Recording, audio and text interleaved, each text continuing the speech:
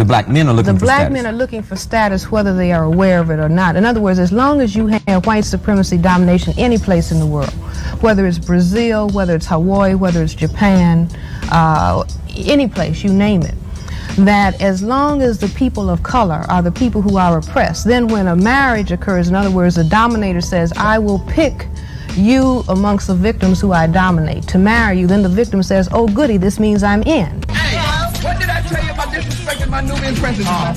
With disrespect, you... Oh my God. The mother of Mecca is right here before me. Do my eyes not deceive me, or am I looking at the goddess Isis herself? Can you do me a favor, my brown skin angel? Can you tap that white girl for me? My milk of magnesia. Oh, after the devil made you, he broke the mold. If it's love, I want everything. Touch my soul, touch my heart, don't judge my mental. They told me that life is simple, been real since Papa Pimple. I started out in the Renault Sonata, the presidential. Speak once and listen twice. They told me that less is simple. Why do you want to marry a black man? She's actually never dated a white dude at all, never.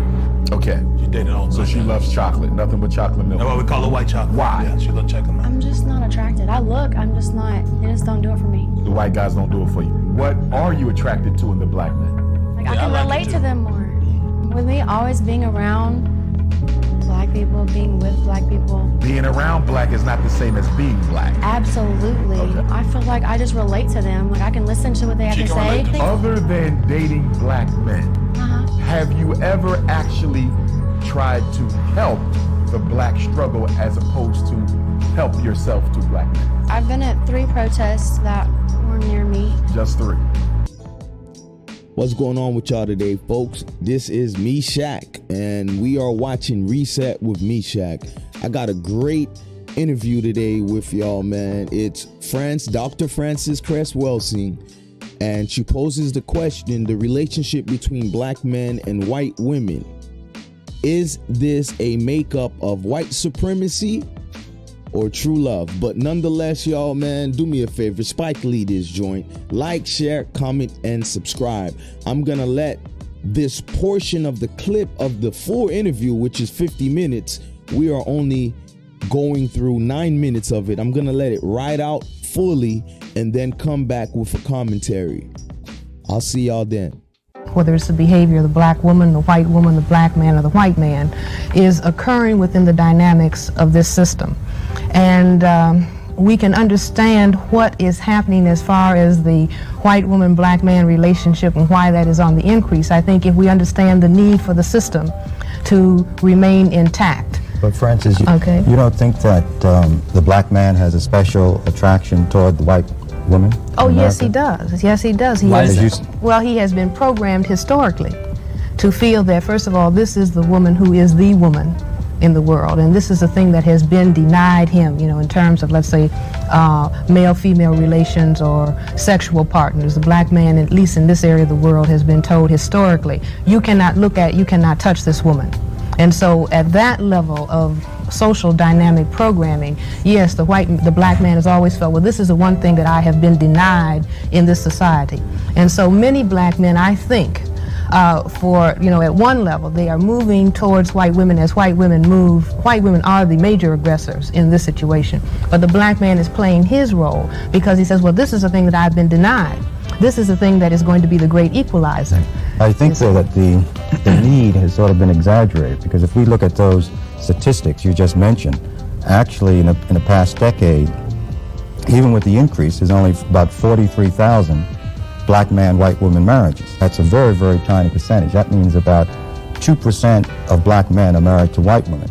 Now, if we had accepted the propaganda, that is the white propaganda, that all black men desire a white woman and they want to marry your daughter, you would expect the incidence of the marriages to really be increasing at a much greater rate. I was going to ask, does it mean that that the fact that if we accept the fact that black men do feel that white women are preferable to black women, are we saying that their behavior in the context of standard behavior is normal or abnormal?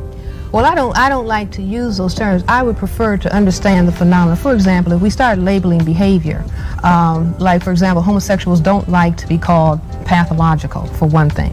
And I think that it is more useful if we say, well, let us try to understand the phenomena of homosexuality, as opposed to saying, well, now that's sick, and then people get turned off and they don't spend time trying to understand the dynamic. In the same way, I don't want to look at the phenomena of, you know, cross-color sexual mating or marriage or whatever.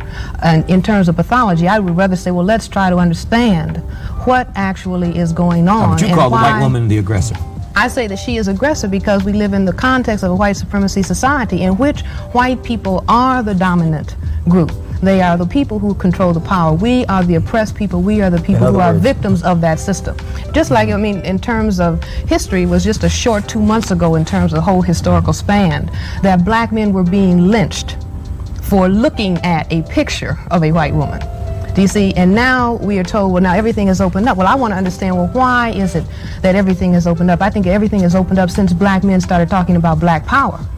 You see, when black men start talking about black power, then that says, well, all right, maybe there will be a challenge to the system of white supremacy domination, not only in this area of the world, but all over the world.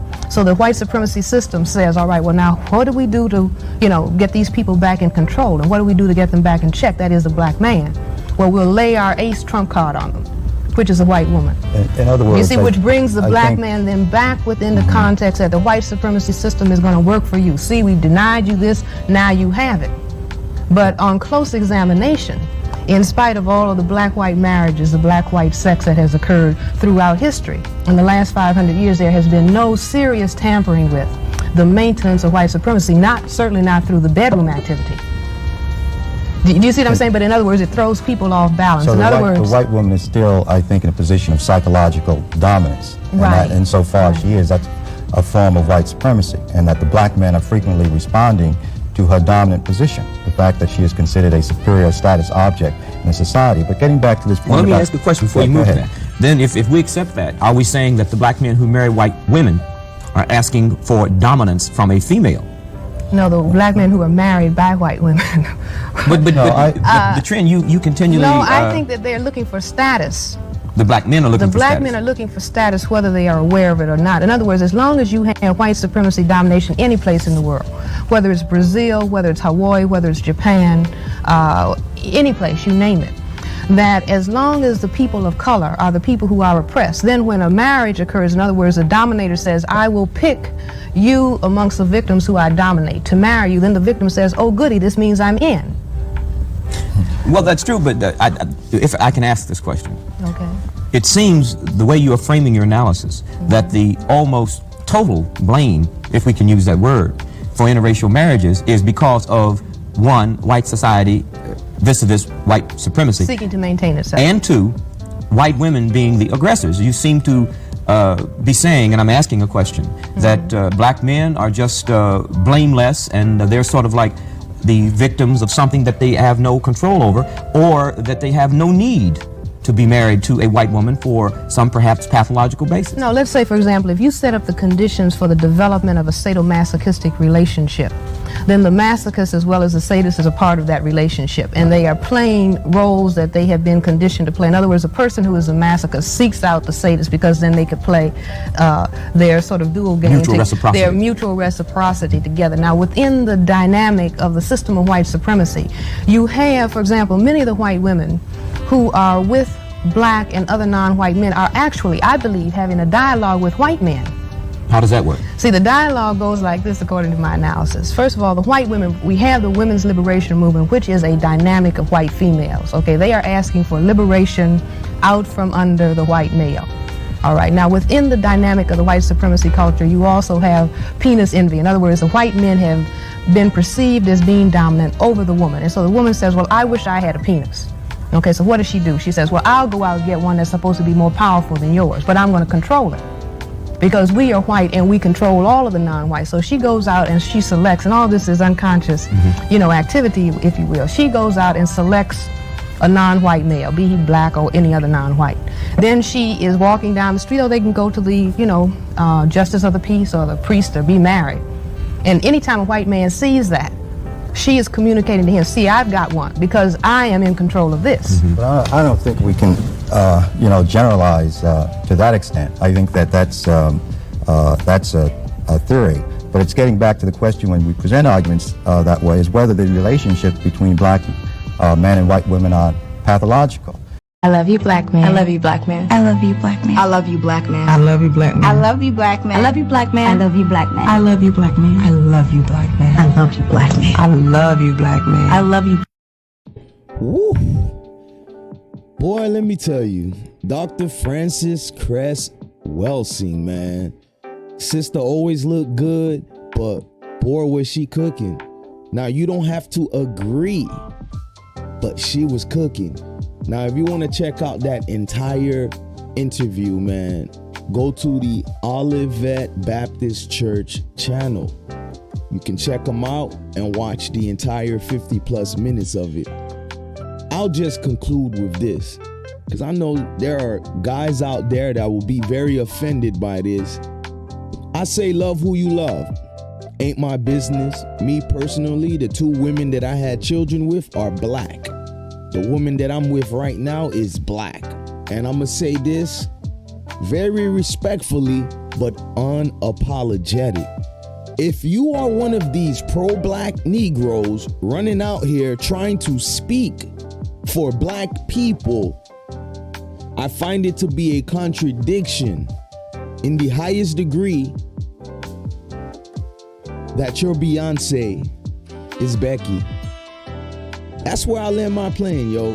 Like I said, I'm not gonna go deep with all of this, but it is what it is. It's the perception, but at the very root, the nature of your argument, it's already excluded from a worldview in terms of you represent something you hold dear in terms of black excellence, black progress, yet the person that your finances and your children will be a part of is still a white construct. I find it strange, but nonetheless, love is love. Love who you want to love. Man, this was Meshack with Reset TV, y'all. And I gotta tell you, man, Dr. Frances posed a great pivotal question. What say y'all in the comment section? Let me meet you there.